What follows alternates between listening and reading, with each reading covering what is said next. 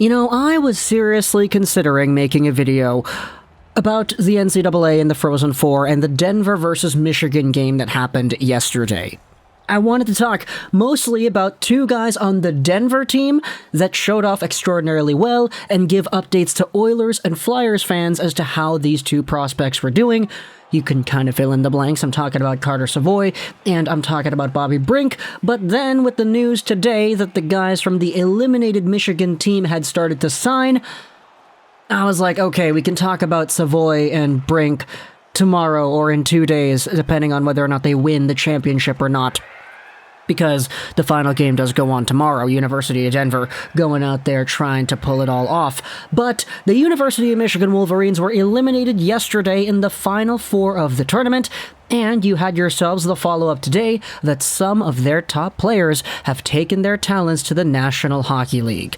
Now, it's not all the guys. Brennan Brisson, at the time of recording this audio, has not signed on yet. You have Matty Beniers, who has not signed yet either, but when it comes to the two guys here on Columbus and on Buffalo, we have ourselves a bigger conversation we can have as to where these two players go next. Let's talk about Kent Johnson, 5th overall pick in the 2021 NHL Entry Draft.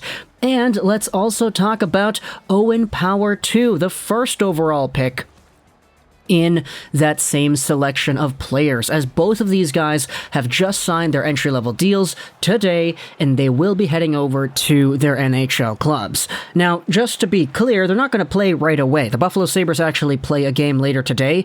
I think like half an hour after this video is going to be uploaded, the Sabres actually do have a game, but according to sources here from Lance Lasowski on BuffaloNews.com, it appears that Buffalo will likely start Power on Tuesday against Toronto, rather than today or any time between then, so it's going to be a while, but hey, this is a good opportunity for the 1st overall pick, Owen Power, to come into an NHL system and immediately start getting that NHL paycheck. You gotta remember, the second you are under contract and you are on a team, you start getting those semi-monthly checks coming in the mail. So, good for Owen Power to get that money, especially since playing as an NCAA athlete, of course, it's all free. You don't actually get anything for playing in the NCAA besides, of course, the development as well as the education.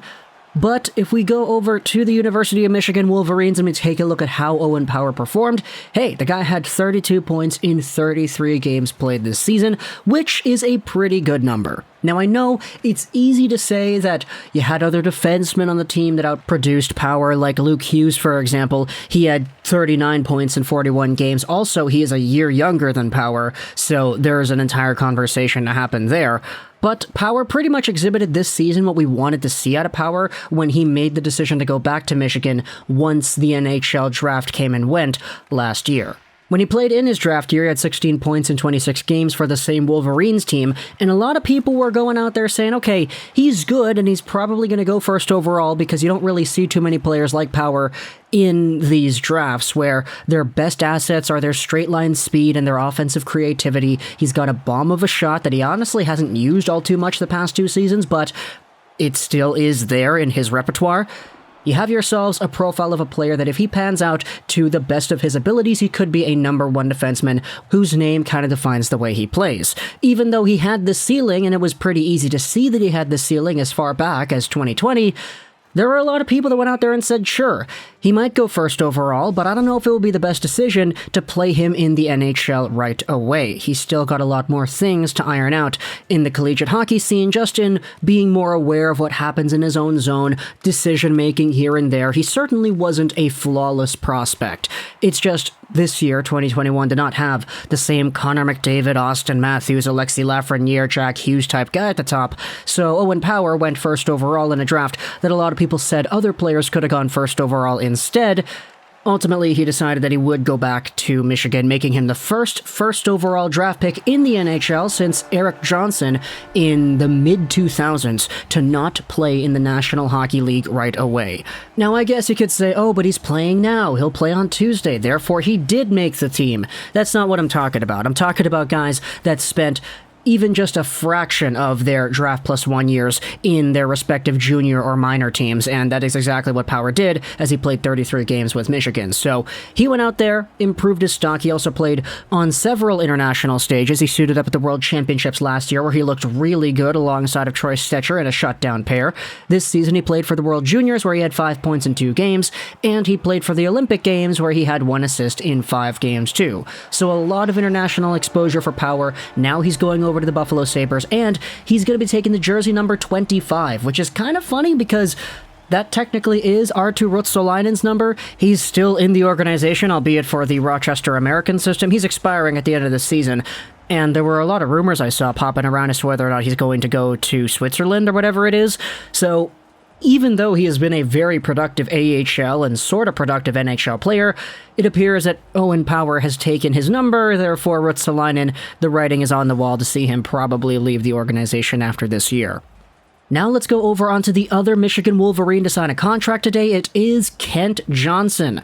Take a look at what Aaron Portzline said on Twitter. They will likely do the announcement today, which they did, and they will likely debut him on Wednesday versus the Montreal Canadiens. So again, that's in about a week from now. It'll give Kent Johnson some time to really get accustomed to the NHL systems, do a few practices here and there, also get the bag as well because he's got that entry-level money coming in to his bank account.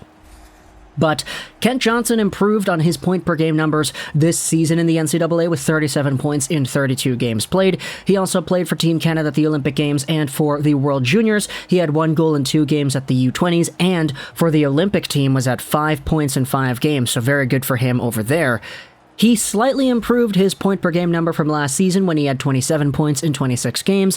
I remember watching Kent Johnson in the Trail Smoke Eater system in the BCHL that's here in my local Junior A hockey scene. He was an absolute wizard, a phenomenal player with the puck on and off of his stick. He was doing Michigan goals, crazy dangles. The comparison has been made a lot by people in the scouting community, especially by Will Scouching, whose opinion I value very highly, that Kent Johnson just kind of plays the game like you would when you're playing Be a Pro mode in franchise mode, where sometimes he holds onto the puck way too much, but it's always because he's trying to do the fanciest move and he's trying to do the craziest thing out there. He really needs to simplify his game when getting up to higher levels of hockey, when there's less space, less time to make decisions, and the opponents are a lot faster. But this season, Kent Johnson has taken those strides into kind of weaving his game into a much more projectable and long-term efficient style. Yes, he's still got those crazy handles, he's still got some great playmaking and skills, but the question is, how is he going to use those when he reaches the National Hockey League level? Seeing him played alongside of Cole Sillinger is going to be really cool because just having the playmaking, dangling type of style that Kent Johnson has alongside of the pure goal-scoring ability that Sillinger has, it's kind of strange to think that we would be seeing this a year after the draft when these guys were taken in 2021. But you know what? Columbus, with all the stuff they've done with the young guys, all the prospects they've acquired, and the picks too, that Seth Jones trade coming in real clutch in that respect, you can't help but feel excited for the Blue Jackets and what their fan base is going to see for all these guys coming into the organization. Not to mention, he's still got Igor Chinakhov, who is definitely going to improve his game as the years go on as well. So for Kent Johnson and Owen Power, 2 Michigan Wolverines going over to the NHL. They'll likely make their debuts next week, even though they just signed on today. It's good for them to get that experience first and foremost. For Owen Power, it's going to be awesome to see him play with Rasmus Dahlin, because having 2 first overall picks on your team is definitely not a bad sign in the slightest. Looking at how Dahlin has progressed the past few months over here and taking a look at how Owen Power has taken his game to new and better heights over the past year as well, certainly makes things interesting for Buffalo as they head towards 2022-2023. And then for the Kent Johnson, Cole Sillinger fans out there, Columbus, you guys got yourselves a really good young core. I'm really excited to see where they're going to go. Heck, you could even try getting Patrick Laine going again by putting Kent Johnson on his wing. Like, that sounds pretty great, does it not? I know he's gone a little bit cold the past few days over here too, so maybe a Kent Johnson-like playmaker is something that could really help him out on a power play or something like that. But either way, talk in the comments all your thoughts about Owen Power and Kent Johnson, Michigan to Buffalo, Michigan to Columbus. I hope you enjoyed this video. Don't worry, Oilers and Flyers fans, we're going to be talking about your guys coming up here too in a few days, because yeah, your Denver guys, Bobby Brink, Carter Savoy, definitely a great showcase to watch as well in the NCAA Frozen Four. But I hope you enjoyed this video, and bye.